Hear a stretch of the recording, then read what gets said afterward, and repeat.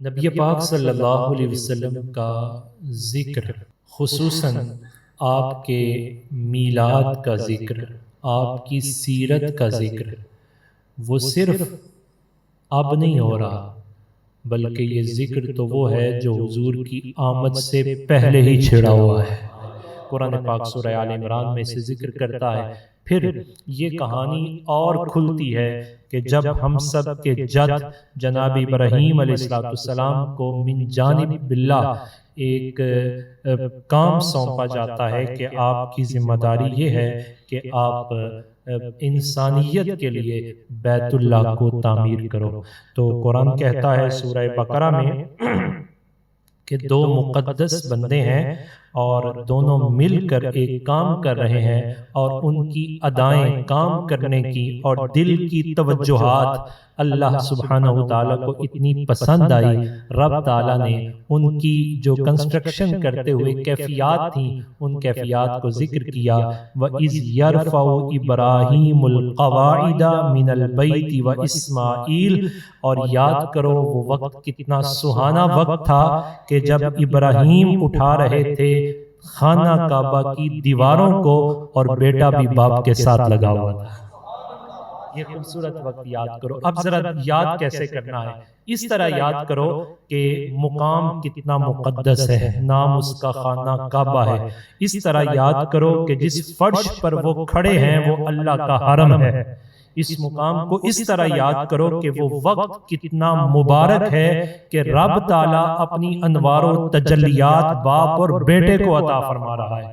کہا ذرا عین تعمیر خانہ کعبہ کا زمانہ یاد کرو اور دعا کرنے والے اللہ کے دو مقبول ترین اور انتہائی برگزیدہ بندے سب سے پہلے کیا دعا کرتے ہیں؟ انہوں نے عرض کی سورہ بقرہ رکوع نمبر 15، ربنا تقبل منا انکا انت السمیع العلیم، اے ہمارے پروردگار ہم سے ہماری یہ خدمت قبول فرما لے، بے شک تو خوب سننے والا اور سب کچھ جاننے والا ہے۔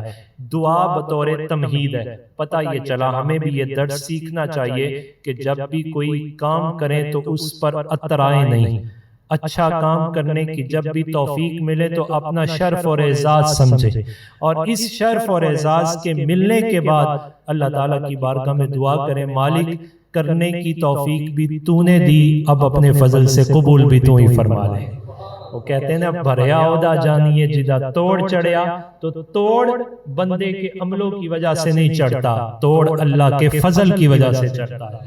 ہمارے آقا و مولا صلی اللہ علیہ وسلم نے ہمیں یہ درس ہی دیا ہے، فرمایا جنت میں بھی کوئی جائے گا تو مت یہ خیال کرے اپنے عمل سے جائے گا تو اللہ کے فضل سے جائے گا۔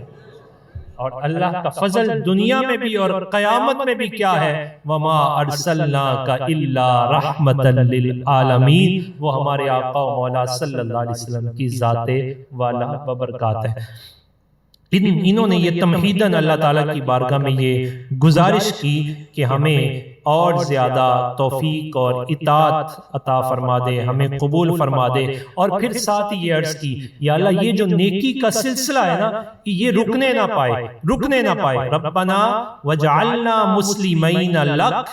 مسلمین لک، یا اللہ ہمیں اپنا پورا فرما بردار بنا لے، یعنی یہ سلسلہ ہم نے کر لیا تو تھک نہ جائیں، بلکہ یہ ساری زندگی تیری بارگاہ میں، تیری اطاعت میں، تیری فرما برداریوں میں سلسلہ جاری رہے۔ پھر معن بات وہ جو دل میں نیت اور آرزو تھی اس آرزو کا اظہار کیا، وَمِن ذُرِّيَّاتِنَا أُمَّةً مُسْلِمَةً لَكَ، ہماری نسل میں ایک ایسی امت پیدا فرما دے کہ جو تیری فرما برداری کرنے والی ہو۔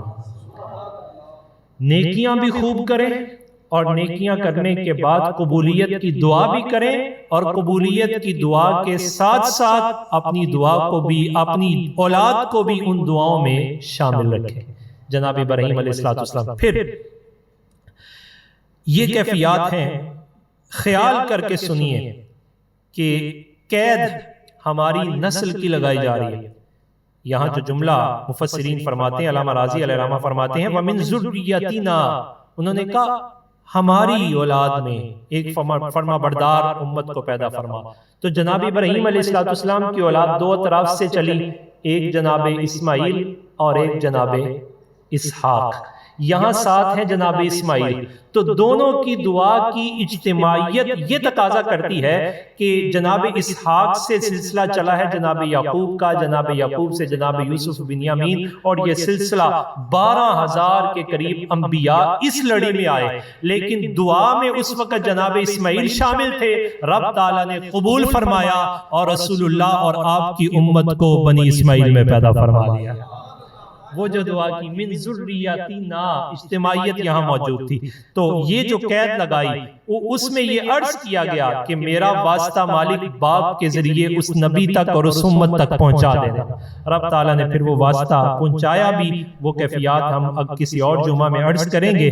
تو نبی پاک صلی اللہ علیہ وسلم کی ذات کے بارے میں جو خصوصی نیت تھی، بالآخر وہ ادھر بیٹا بیٹا یہ کیفیات ہے ان کی، ادھر باپ کی زبان پہ یہ کلمات آ گئے۔ ایسی عظیم دعا تھی، رب تعالیٰ نے اسے قرآن میں محفوظ فرمایا، پڑھنا ہمارے لیے عبادت بنایا۔ دعا کیا کرتے ہیں؟ کہتے ہیں ربنا وابعث فیہم رسولا منہم یتلو علیہم آیاتک ویعلمہم الکتاب والحکمہ ویزکیہم انک انت العزیز الحکیم۔